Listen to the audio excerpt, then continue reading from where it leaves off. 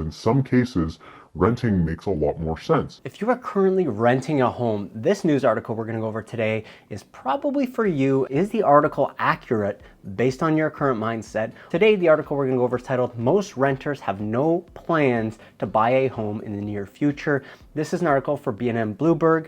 So let's dive into the article and figure out if the analysis here makes any sense or if the article is just trying to get some clicks. My name is Mike Carpino. If you're interested in real estate in the Greater Toronto Area and you want to chat about it a little bit more, feel free to text me at the number here on the screen. We can have a one-on-one conversation about whatever it is you are interested in the Greater Toronto Area.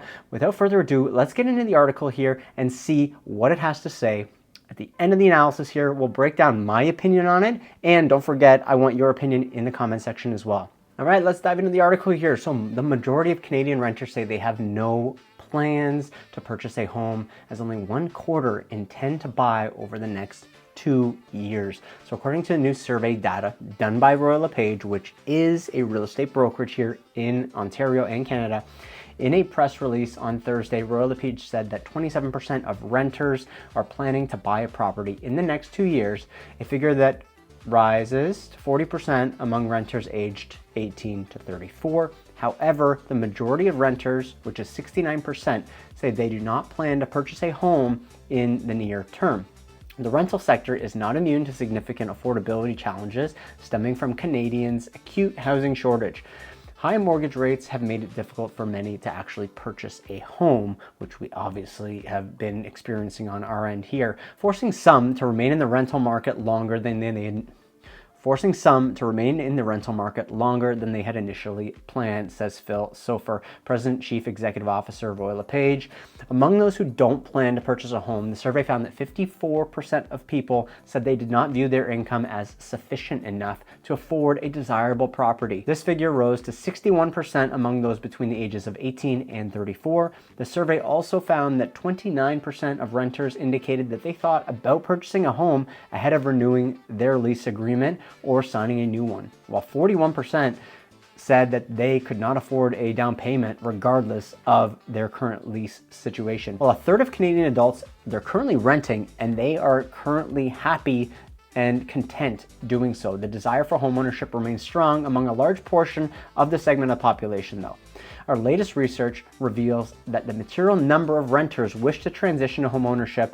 Understandably, the greatest barrier is the ability to drum up this down payment. This is going to be a big issue going forward, is the down payment if you are in the rental market already. Now, the article finishes off here by stating essentially that the greatest barrier of entry is in fact people having to come up with the lump sum for your down payment. So obviously we've got a portion of people who want to own a property. We've got a large portion of people who are very content living where they currently are, maybe not stretching themselves even further financially by getting into the housing market and buying a property.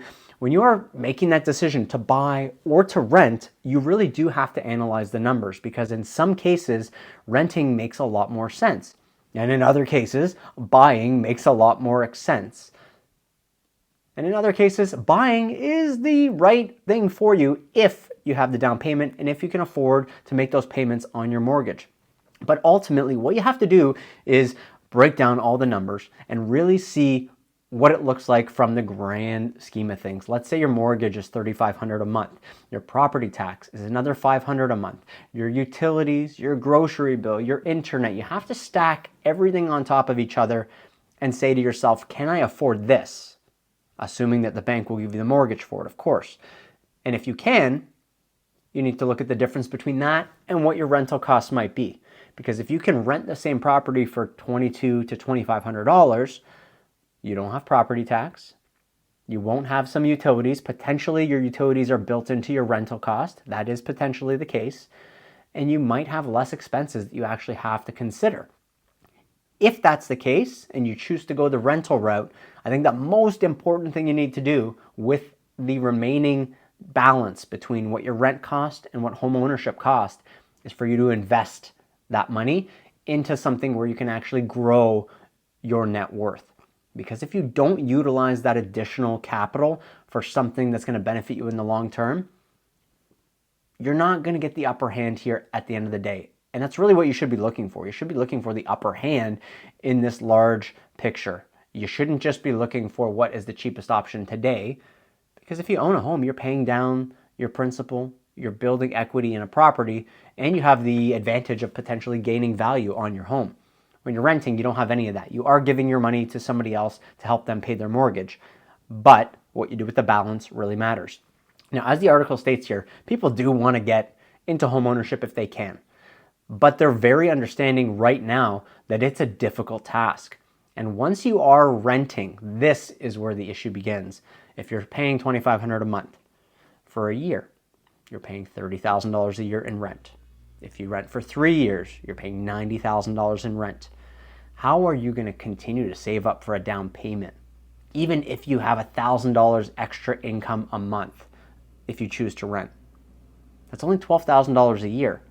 You're going to need a big chunk of money for your down payment based on what approvals look like, based on what your income is, especially if you're a single individual or a couple that maybe makes 150 combined gross income. You're going to need a sizable amount for your down payment. And we're talking 100 to 200,000 potentially for that down payment. And if you're only saving 1,000 a month, we're talking 100 months. It's not something that you can really look at from that big a lens and say this is realistic. So we need to figure out how to get over that hump. What is the hurdle?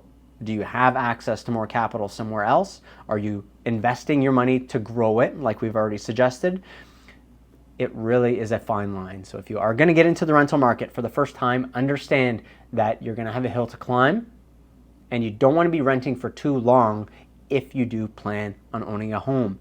I think ultimately, depending on what your situation is like, if you can stay at home, save some extra capital before you have to get out into the rental market, that is your one opportunity where you're going to have a chance to build up your down payment, because once you start depleting it, your life becomes a little bit more difficult when it comes to accumulating that down payment.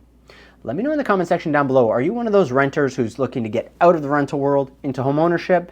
Are you happy in the rental world and you understand what you need to do to continue to grow your net worth even if you are renting a property? Love to know your thoughts in the comment section down below, and if you want to see if potentially getting into the real estate market makes sense for you, shoot me a text at this number here on the screen and we can chat about that. If you'd prefer to do a Zoom or a one-on-one consultation, click the first link in the description box down below and we can hash it out together as well. Thank you so much for watching this YouTube video. This has been another article that we've analyzed here. In this case, we're looking at B&M Bloomberg. It'll be linked in the description box down below if you want to read it as well. Thank you so much for watching. I'll see you in the next video. Bye for now.